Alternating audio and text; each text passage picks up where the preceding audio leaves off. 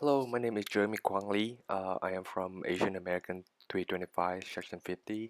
This is my television TV series proposal.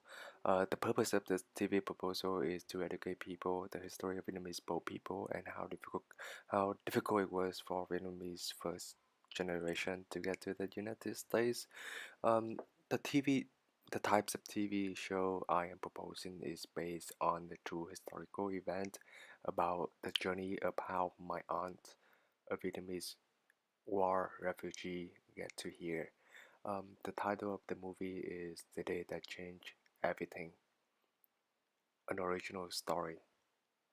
So the cast are Maggie Q as Van, the boat jet refugee, Jet Li as Nguyen, Van's husband, and Josh Takei as Van's father, Lee, and Kyutrin as Van's mother, Thong. The story begins after the fall of the South Vietnam government in April 1997. The number of Vietnamese boat people escaping from the communism remained relatively limited until 1978 and continued into the 1993s. The United Nations reported that approximately 2 million South Vietnamese fled away during that time. The factors that caused the incredibly high numbers of escapers were the increasingly coercive policies of the new government upon people whom accomplice with former government of the South. They were sent to live in a new economic zones and re-educational camp where a lot of them could not make it home. This was exactly what the communism government did to Ben's father Lee after they took over Saigon. They forced him to go to re-education camp because they believed he was closely associated and make big businesses with the former government. This event made Van and Lee, her husband Nguyen, escape Vietnam to fight freedom in mid. After the war ended.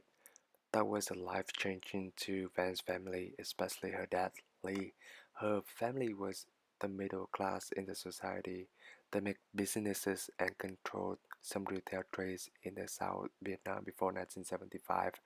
However, after the darkest year, everything changed in a negative way.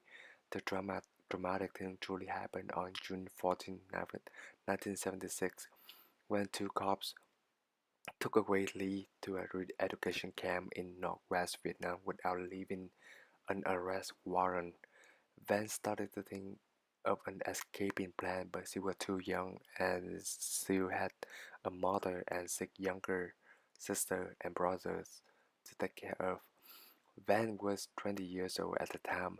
Keeping all the struggles inside, she decided to wait until her dad was released in the near future.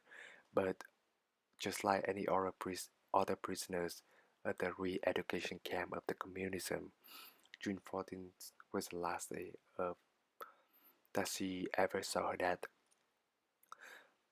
Her family received the body in 1983, the same year she got married. Before they took Lee away in 1976, she, he weighed 178 pounds. After years of being banished, his body weighed about 105.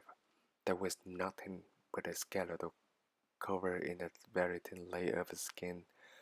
Soon Van comprehended that her life was not worth living. She once thought about taking away her own life, but again, she still had her mother and five other younger brothers and sisters to look after.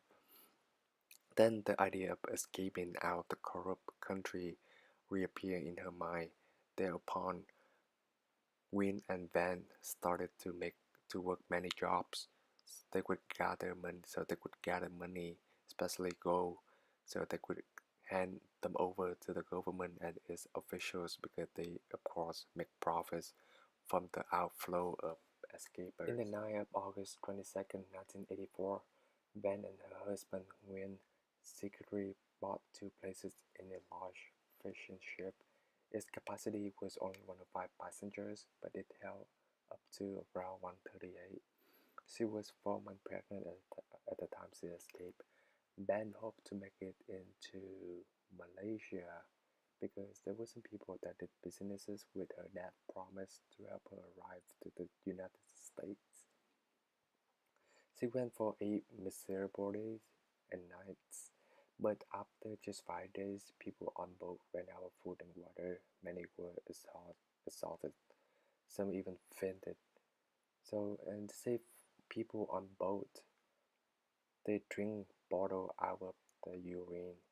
So, and the Philippines gave, and then the Philippines gives their hands to help out. They sent their 3 Navy ships to rescue thousands of Vietnamese people who were still stuck in Malaysia and close by nations such as Van and Nguyen made it to the Philippine Refugee Processing Center located on Bataan Peninsula. Some Southeast Asian countries, as well as other international humanitarian organizations, help setting this camp. They also provide food, shelter, and even medical for refugees. In 1985, Van and Nguyen eventually landed safely to United States. They went to Louisiana first and then make the next destination to Long Beach, California, and they started their new life there. So I think the reason why this movie would be successful in today's market because it showed the journey of how a minority group uh, came and settled here in the society in American society. No music is used, and this is a photo of me. And thank you for watching.